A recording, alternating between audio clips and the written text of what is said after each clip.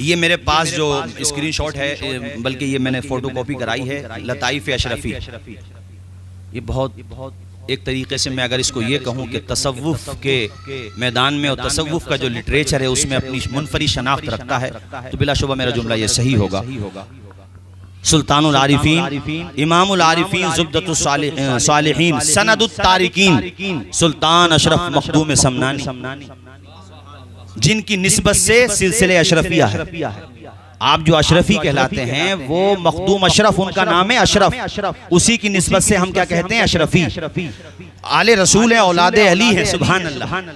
कि चोचा शरीफ में आज भी मज़ार शरीफ है, और जिसका भूत ना उतरता हो ना वहां जाकर के उतरवा ले वो। हाँ, वो कलकत्ता का शब्बीर रावजी हो या ये अहमद हसन रावजी हो, इन दोनों से कह रहा हूं मैं कि वहां जाकर के जाएं, इंशाअल्लाह वहां इलाज बढ़िया हो जाएगा। आपने जो लिखा है वो सुनो जरा तवज्जो के साथ। ये मेरे ये हिस्सा दोम है लताइफ अशरफी का। ये आपके एक खलीफा हैं जो आपके साथ रहते थे, हजरत निज़ाम यमनी अलैहि रहमा। उन्होंने आपके मलफूजात जमा किए हैं, तो ये वो मलफूजात का मजमूआ है, कई जिल्दों में। ये दूसरे हिस्से की बात कर रहा हूँ मैं, दूसरे मतलब कई हिस्सों में दूसरे हिस्से में है। लतीफ़ा नंबर 33 के आगाज में आपने फरमाया, आला तरीन दौलत व नेमत जिससे इंसान सरफराज किया गया अहले सुन्नत का मजहब है, अहले सुन्नत का मजहब है। अच्छा, उसके बाद फिर आपने जो फरमाया वो ये है, हजरत अब्दुल्लाह इब्ने अब्बास से मनकूल है कि अहले सुन्नत व जमात 10 उमूर के मुअतक़िद हैं, यानी 10 उमूर ऐसे हैं जिसमें अहले सुन्नत बिल्कुल कॉमन है और अहले सुन्नत उसका अकीदा रखते हैं। और भी होंगे मगर आपने इख्तिसारन पेश किया है।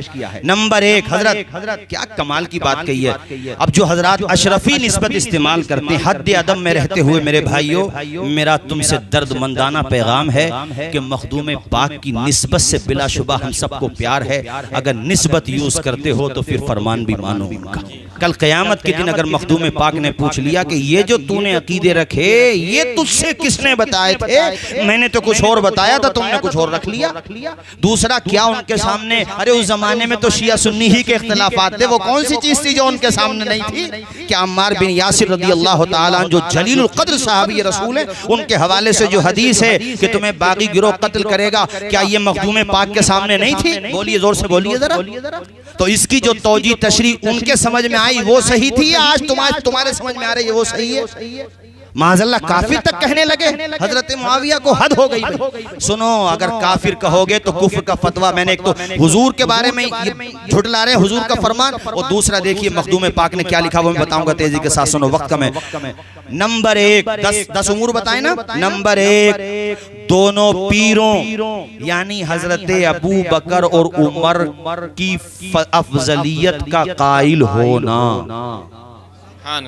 जरा बोलो, जोर से बोलो, जोर से सुन्नियों मचल के बोलो सुभान अल्लाह, सुभान अल्लाह। कारी यूनुस साहब ये मखदूम पाक लिख रहे हैं, किसी को ना मिले तो मेरे पास आए, और उनका नाम ये भी लेते।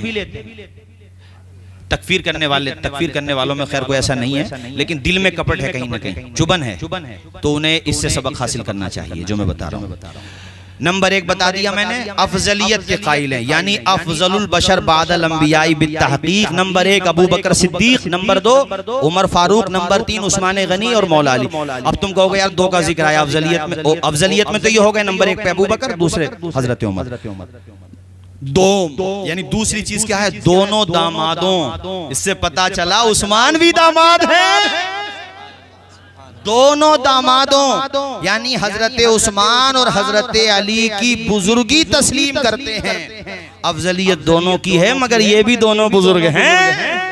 हाँ, समझ में बात आई कि नहीं आई? बोलो ऊंचा जरा, और ऊंचा बोलो। अच्छा, मखदूम पाक ने जो ये बात बयान की है तो ऐसा नहीं कि उनका तफर्रुद है, नहीं, सल्फन खल्फन सबका ये यकीदा है, सबका। तफर्रुदात मिलते हैं, अक़वाल शाज़ा मिलते हैं, मरजू अक़वाल मिलते हैं, तो मोतक़दात में उनकी कोई हैसियत नहीं होती है। इमाम आज़म ने भी उनके ज़माने में जब पूछा गया मौलाना कामिल साहब क़िबला कि अहले सुन्नत की पहचान क्या है, तो याद रखेंगे आप, इमाम आज़म ने फरमाया, मैं अपने कुछ मदारी भाई हैं उनसे भी गुजारिश करूँगा कि वो भी जो है इन चीज़ों को ध्यान से सुने और ऐसे लोगों से एहतियात बरतें। और सिलसिले मदारिया जो है वो क्या, मतलब मैं उसकी बहस में नहीं जाता, लेकिन बहरहाल उसका वजूद है भारत में और आसपास में। तो उनसे भी अर्ज करूंगा कि उनके संजीदा उलमा अपनी पब्लिक को बचाएं अहमद हसन रावजी जैसों से और शब्बीर वारसी जैसों से, क्योंकि ये जो है मोहब्बत के नाम पर के रावजियत फैला रहे हैं, तो लिहाजा अपनी पब्लिक को आप महफूज रखें। इमाम आजम ने फरमाया नंबर 1 तफजीलुश शेखैन, अबू बकर और उमर को सब पर फजीलत देना अंबिया के बाद। हुब्बुल खतनैन, हजरत उमर और हजरत अली और उस्मान से मोहब्बत करना और खुफैन पर मसा करना, वो अलग बात है। मैंने ये कई चीजें बताई, तेजी के साथ सुन लो। नंबर 3, हाँ, दोनों कबीलों यानी बैतुल मुक़द्दस और काबा शरीफ को मोहतरम ख्याल करते हैं। अच्छा, 10 चीजें हैं मगर मैंने वो शुरू की बयान कर दी, अब तेजी से चूंकि अजान होने वाली है बस ये मैं बता दूं।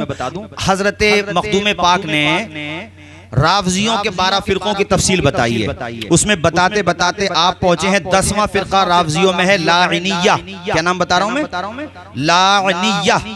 क्या लिखते हैं उसके बाद? कहते हैं ये लाइनिया रावजियों का वो फिरका है जो हजरत मुआविया, बोलिए सुभान अल्लाह, हजरत तलहा, जुबैर, हजरत आयशा रज़ियल्लाहु ताला अन्हुम अजमईन पर लानत जायज करार देते हैं। अब इन पर लानत करने वालों को मखदूम पाक ने रावजियों का फिरका बताया है। वक्त होता तो मैं तफसील से बात करता।